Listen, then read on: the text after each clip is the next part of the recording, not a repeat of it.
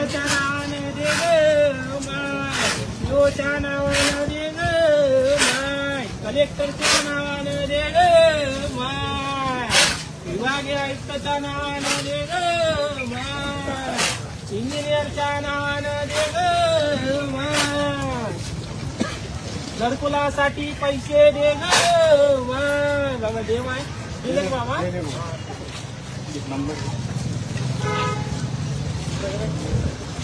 नंबरला तुझे मारत होते लिंक काढून टाक. आणि आपण आंदोलन करलं तर मग गुन्हे दाखल करत होतो. भीक मागायला काय ती परमिशन लागेल?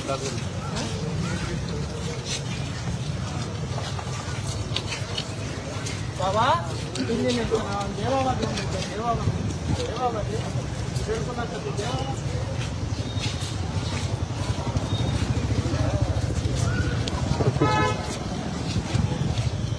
बीडीओच्या नावानं दे ग साहेब, दे माय 2 रुपये, दे माय घरकुलासाठी. हो साहेब, सुटा बुटाला उभं राहिलं का माय, दे ग माय, दे.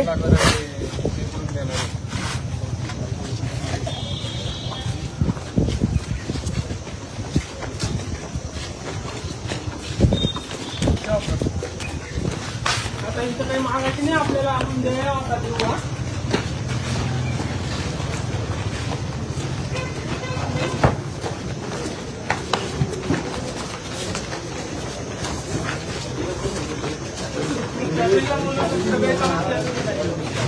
सगळेजण आहे ना माहिती का? काय माहिती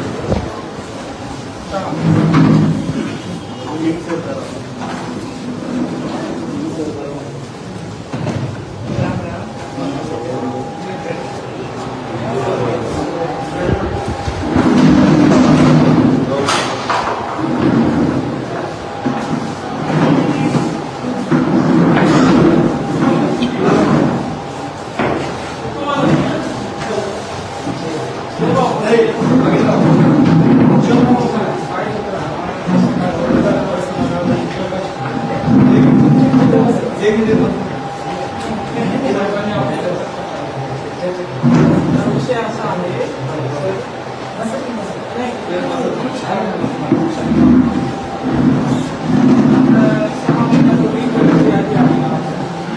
त्या 60 लोकांचे नाव घरकुलामध्ये आले. घरकुलाच्या यादीत नाव आले म्हणून घरकुल चालू करावं, पकड्याचे घरकुलाचे वाऱ्यावर बांधले जाते, घरकुल बांधले. इंजिनियर काय म्हणते, 17 जणांना पैसे टाकले, बाकीचे दाबून धरले.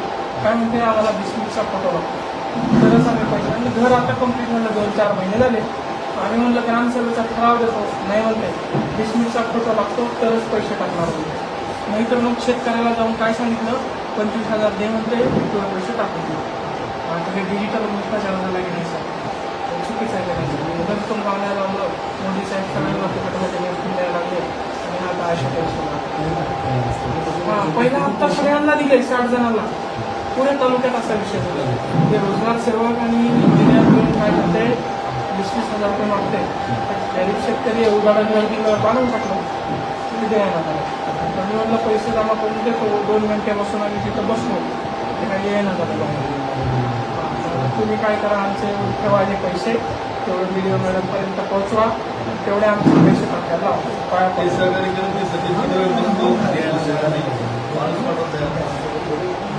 तिकडे आमचं एकूण निवेदन पाठवतोय आपल्याला. 1-2-4 ओळी निवेदन तयार करून तुम्हाला देतो. एक फोटो घेऊन टाकतो सर आपण. एक टोकरीला फक्त हात लावा, एवढं आम्ही मेहनत करून जमा केलं. हो सर, 4 घंट्यापासून जमा केलं. हो सगळे घेणारे फोटो मागे